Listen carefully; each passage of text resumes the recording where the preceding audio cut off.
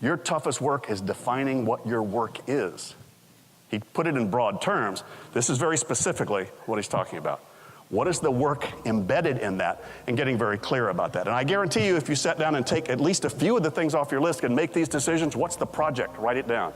What's the action step? Write it down. You will feel exponentially more appropriately engaged with your world. Never seen an exception to that.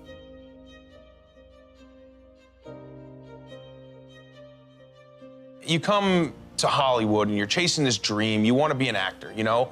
Like, there's not a ton of milestones that are crystal clear that you know what they look like. Because for the most part, the things that are gonna help you get to your goal are movies that haven't been written yet, they're jobs that haven't existed yet. You're kind of giving yourself over to this thing saying like, please, I don't want to be a waiter anymore. I want to be an actor, you know? Yeah. And that's that. And so there's very few things that are crystal clear, like images of what you would want. But one of them is to work with an icon, to work with somebody like a Steven Spielberg. And so so that to me was one of, you know, my goals. You wouldn't even want to say it out loud because it'd be so ridiculous to say, yeah. What do you want to do, kid? Well, I want to work with Steven Spielberg. And they'd be like, nah, I don't know, you know?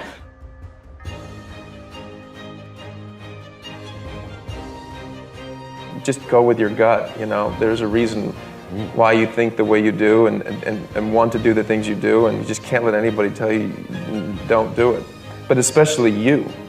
Don't allow you to tell you not to do it. You know, the loudest voice that's a contrarian is usually me. And you know, all these little moments of confirmation that that voice should just shut up allows you to just do what you're supposed to do while you're here.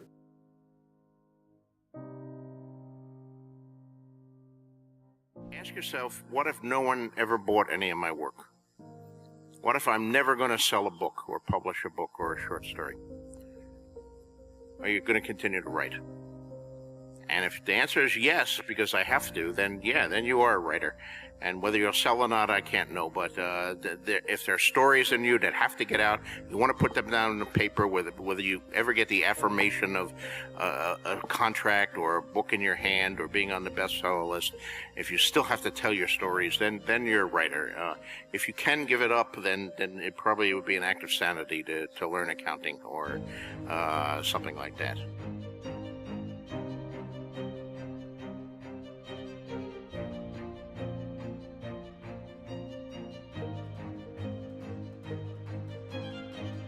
Being on this planet, one of the first things people would say, if we were all dumped down here, let us say there were only 10 of us, and we were dropped into this planet already formed.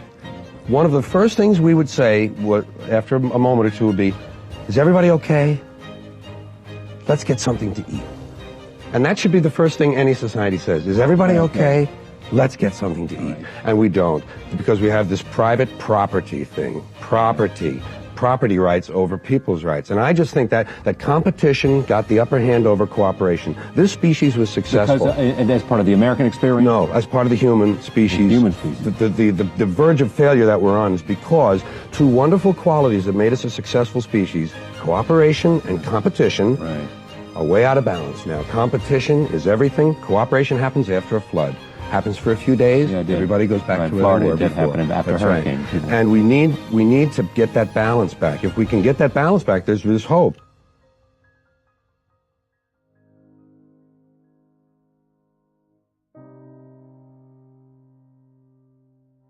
I think people need to sit down and clarify, what experiences are you really looking for in your life? And that doesn't necessarily mean, it can include lots of money, but it can also include, what do you want to experience with that money? A sense of freedom, a sense of service, a sense of providing value to the world, a sense of self-confidence and self-efficacy. What is it that you're after?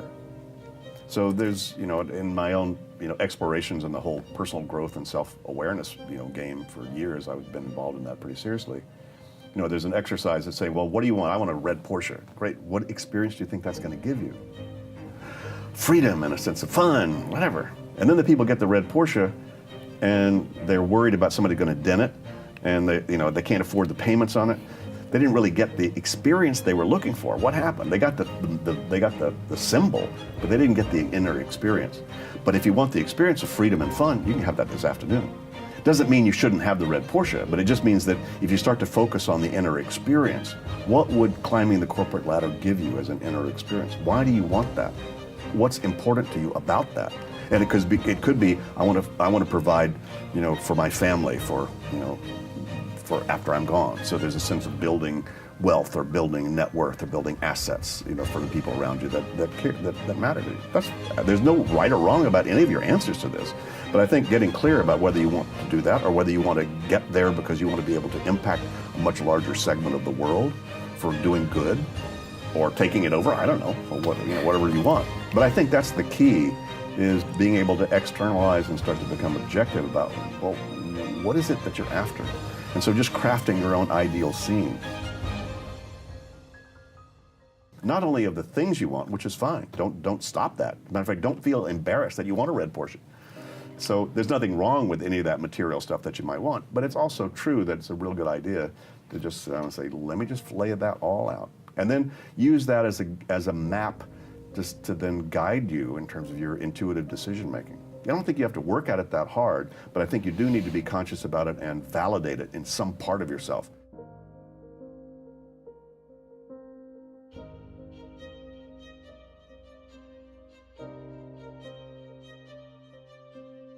Don't take no for an answer. If it's not working well that night, it's not you, it's the audience. Blame it on the audience. Because if it worked on Friday night, it ought to work on Saturday, and if it doesn't, it's their fault. It's oversimple, but you know what? It works as a formula. Just go on and do the Sunday night show and forget Saturday night. Keep kicking them in the nuts.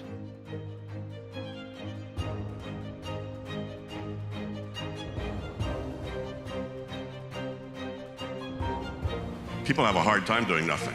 But we know now, in terms of brain science, that you need as much time to let your brain relax and be spontaneous and daydream in order to refresh its decision-making cognitive power. Because you only have a limit of that. And so if you're not napping, if you're not getting enough sleep, if you're not backing off and letting your mind just relax and wander, then you're sub-optimizing your cognitive abilities. So, yeah.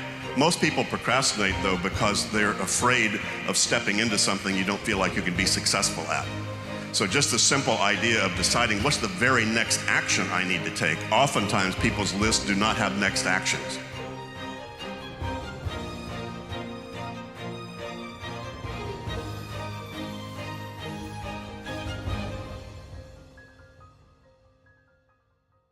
All life is magical. It is magic, you see, because we're the instruments, and all problems are technical. Once you can go through those problems without avoiding them or backing off from them, because it's like fear. You go through it. You go through the problem, confront it and go through it, then you have release. Stanislavski called it the plane of inspiration that takes off from the runway. The runway is the technique, the runway is the getting on with it, and the plane will take off. If on Tuesday night, however, it doesn't quite take off, it doesn't matter, you can't stop the plane and say, well, I'll go back because I don't feel it tonight. You get on with it technically, and then on Wednesday night, probably it's going to take off again, as long as you're relaxed. But it really is, it's kind of being on automatic pilot.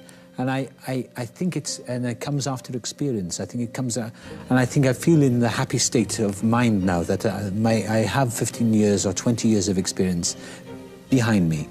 And I think it's used well, and there's a lot of positive out of all the anguish and the pain and discomfort.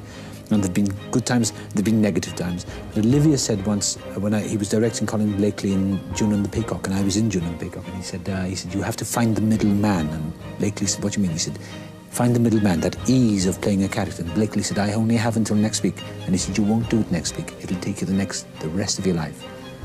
And it's really relaxing and letting go. The booster that puts one into outer orbit, the aggression, the arrogance and the ambition and all that, that's all very necessary. But there's a time when one has to let go. And I guess I'm in orbit. And all I have to do is rest assured that it's going to be okay and do what is required of me, Keep in practice, keep working. I'm going back to the theatre. I want to go back to the theatre. And I'm being kind to myself. That's all I can say, really. then the magic happens. Schofield is right, you get on with it. John Dexter told me in New York, he said, just get on with it, don't analyze, do it.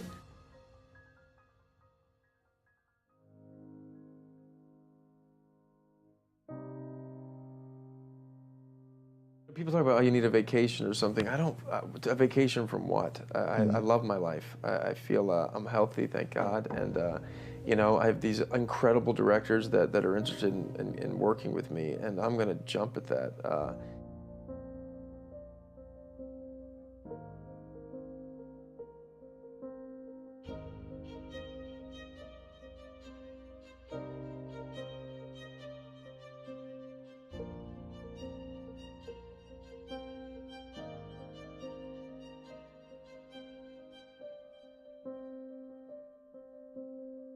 Actually, mess is cool.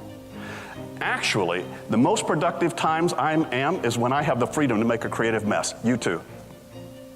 I need room to be crazy, to make some mistakes, to brainstorm, to be chaotic, go a little off the edge. That is going to be your most productive time, is when you have that kind of freedom to do that. However, folks, if you're already in a mess, you ain't got room to make one.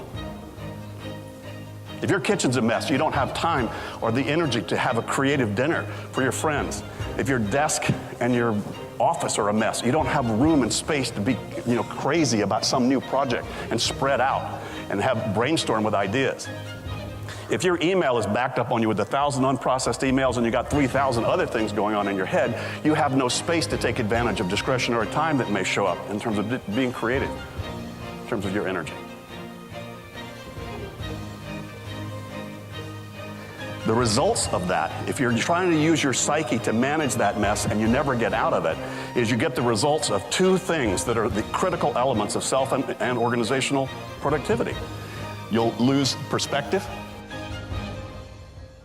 That is, you lose the ability to put your focus where you need it on exactly the thing you need it, at the horizon you need it.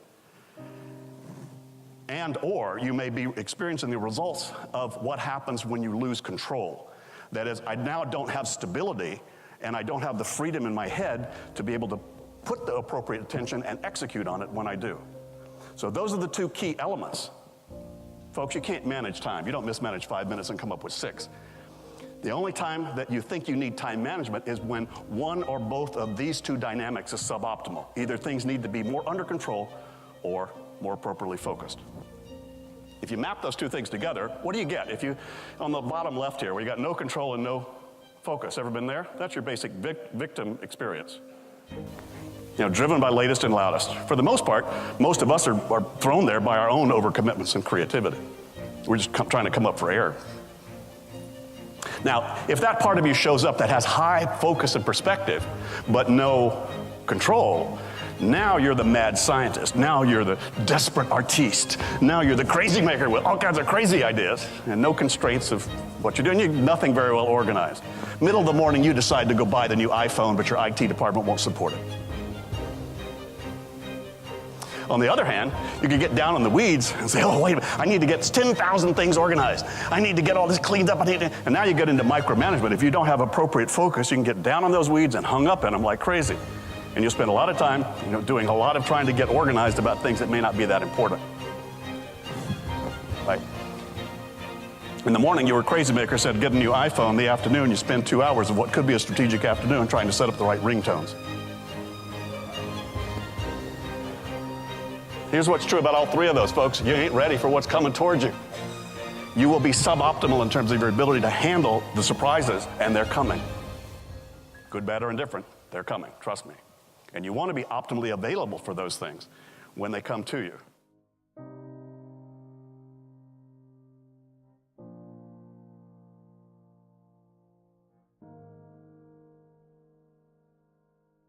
That's what we all do. We get to a certain age, we all stay in our comfort zone with our recliners watching television day in and day out. And when you get to a certain age, I'm going to be 70 at the end of the year, but I sit around watching television for the rest of my life because I've done it all, sitting on my laurel wreath. It's not worth it. I mean, life's so short. There's such glorious images in the world and such horror as well that I want to see it all. And so I've moved out of my comfort zone. It's essential for me. Otherwise, I may as well die. So I've done it. I've broken every rule in the book, and not out of malice or any telling anyone that I'll show you. I did it to show myself. I've shown myself. I looked in the mirror, I thought, I'll show you one day. And I've done something completely new. I wrote the music, and I feel limitless.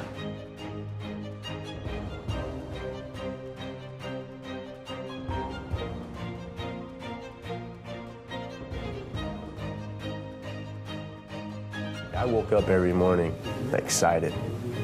I was completely jacked. I've never been more excited to go to work every day as I was on this project. At the end of the day, I've never been more drained in my life. But somehow, some way, I found the energy every morning to get up and just go for it. And the further we got into it, the more Wayne was just like, okay, do what you want to do. Do what you want to do. And I never had that kind of freedom before. I just want to get better. I want to get better, and I want to work with great people. It's really simple.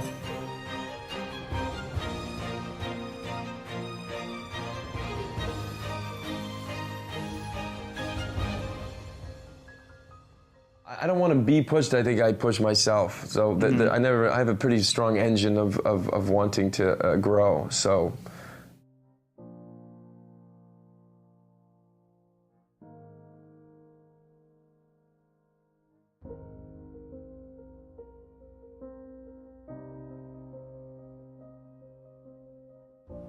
There were moments, when I was learning the script and I thought, well, this isn't going to work. I mean, how can I do it? But I used to write notes to myself, little letters to myself, and put them on the desk saying, you can do anything with faith. You can move mountains, and trust and let go and all that sort of thing. And I used to just throw myself into it. And then when the negatives came to my mind, I would put positive sounds in my head. I'd say I can do it, and I used to meditate and visualize myself doing it.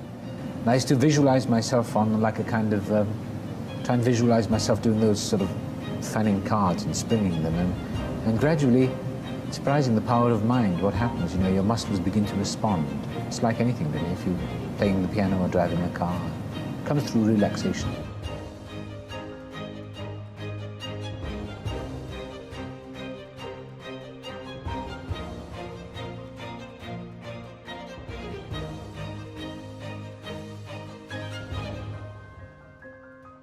And I've realized over the years that I've gone through many changes in my life. Many changes, because that's the nature of life. And if you don't go with it, you may as well die, really. You may as well be dead. I know people who live in the past, they just live there all the time, talking about something that happened to them 30 years ago. They're like zombies.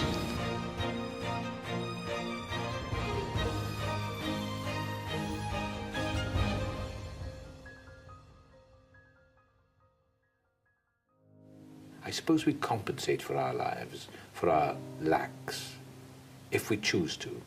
Because I felt so lacking as a child and in my adolescent years and early adult years. I, through anger, or resentment, or drive, or ambition, or whatever, I found my way somehow. I don't actually believe I did it totally on my own. I believe in some power of life that is in us. I'm a fatalist. I believe in destiny. I believe that if we relax and let go enough, and actually do believe that our lives are none of our business, and open up, then extraordinary things begin to happen. I suppose you're calling them, talking about spiritual surrender of some sort. When we try to, my agent many years ago, I had an agent once, a very nice chap, but he said, we've got to plan your career. That sent me running out the door. You can't plan your life. No. I wouldn't care for that. You make certain choices and you go along, and you chart the rapids and the rocks and the shallows and the depths and so on and so forth. Right. But you can't really control your destiny. You can't really control things. You just have to let go and follow it. As much as I can without driving myself insane, because there's a negative side of perfectionism. In my nature anyway, I can only speak for myself. There's a negative flaw, and there's a very dangerous trap, and I think one of the biggest killers is ego.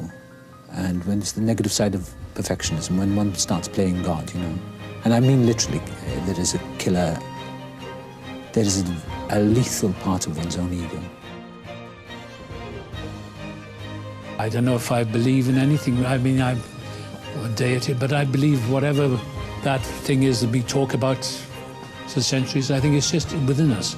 I mean, things have remarkable things have happened in my life by just wishing or asking for something, for a bit of help here. And I don't believe, I'm an agnostic, I guess. Is there any way you can help me or whatever? And there's something inside us that will respond, I believe. I really believe that. We have to make our lives, because life is tough. We have to believe in the power of life.